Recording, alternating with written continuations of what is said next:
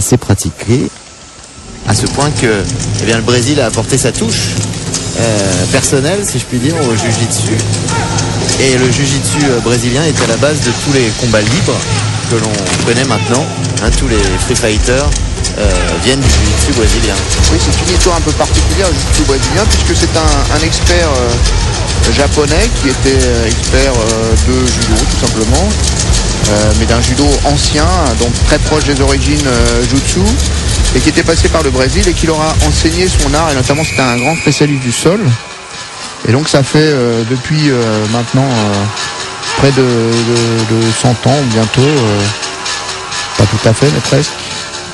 Alors là on a du lourd, ce sont des gens de très très haut niveau qui pratiquent. On voit des clés de jambes, on a vu quelques travail d'éducatif au début et maintenant on voit travail des techniques, qu'est-ce qu'on peut faire avec le jiu-jitsu brésilien.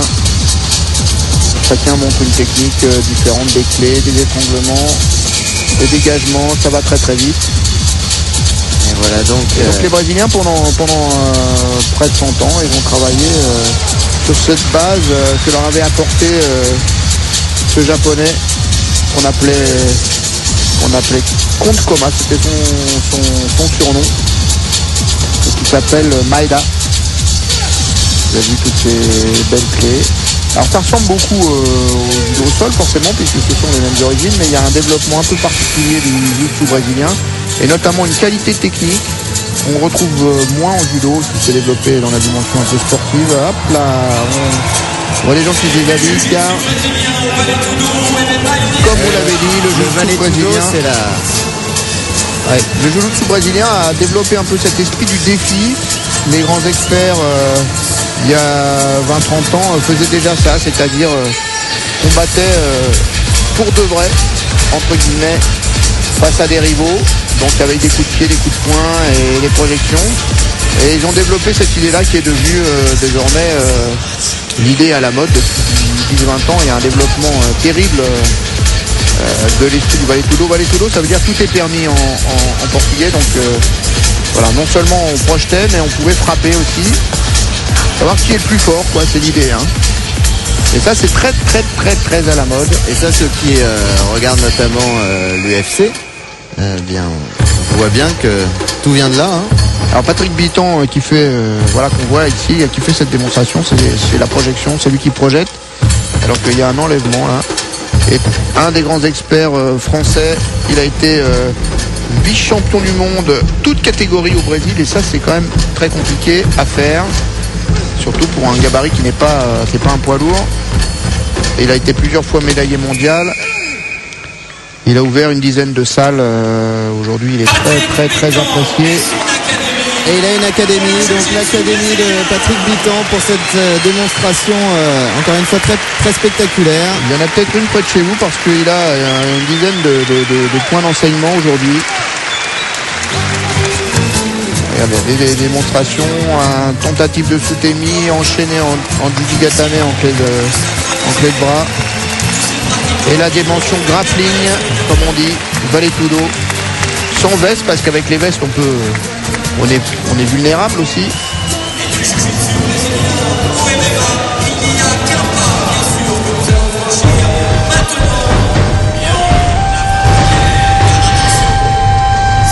Alors la transition est facile pour parler maintenant du free fight justement, dont on vous parlait tout à l'heure, le MMA, Mixed Martial Arts.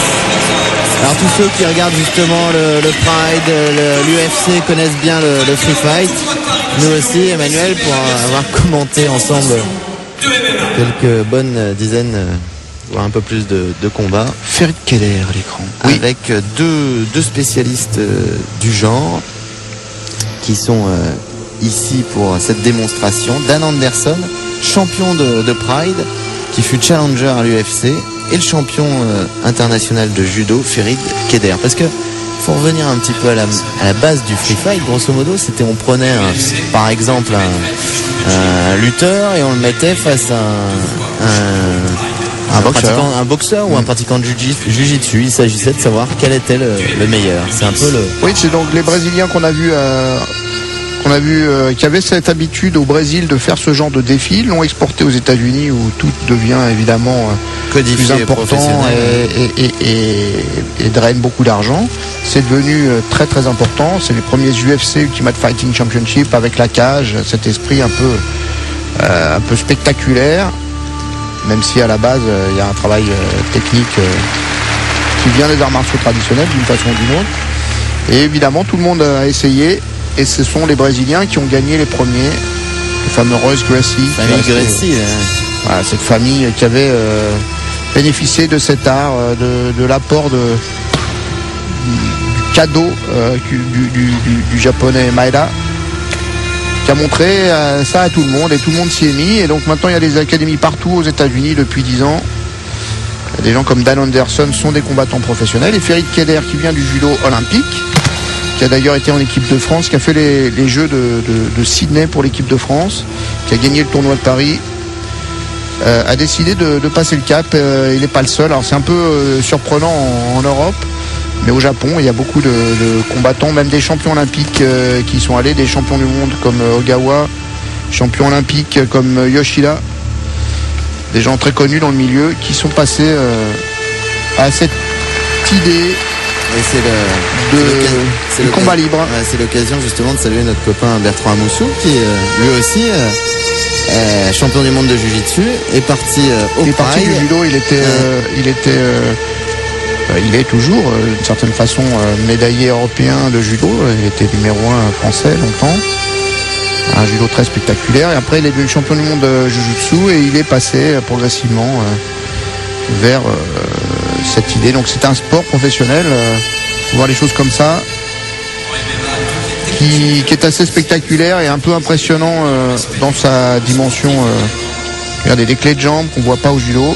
Et Bertrand, il a gagné au Japon. Il a gagné le Pride au Japon. Et qui sont codifiés. Alors en France ça reste un petit peu sulfureux, mais dans beaucoup de pays, alors malheureusement, la plupart des pays d'Europe, c'est quand même très... C'est comme de la boxe, hein. Enfin, c'est la même médiatisation que la boxe, mais malheureusement en France c'est pas la même chose. Et en France ça reste quand même effectivement peu apprécié, notamment du ministère qui ça a un mauvais œil, mais c'est en train de se développer beaucoup en Europe. Ouais, c'est bien dommage, il ferait bien d'ailleurs de s'y pencher d'un peu plus près, un peu plus sérieusement, à mon avis. Alors il est KO, Ferit Keller. Voilà, un petit final. Ferit Keller, donc pour ceux qui le connaissent bien comme judoka, et qui a fait déjà plusieurs combats en MMA, mixed martial arts. Donc il s'est mis à la boxe. Le judo ça va, ça le connaît, mais il est devenu boxeur, et il monte, il rentre dans les cages. Merci messieurs. Ça demande une forme d'engagement.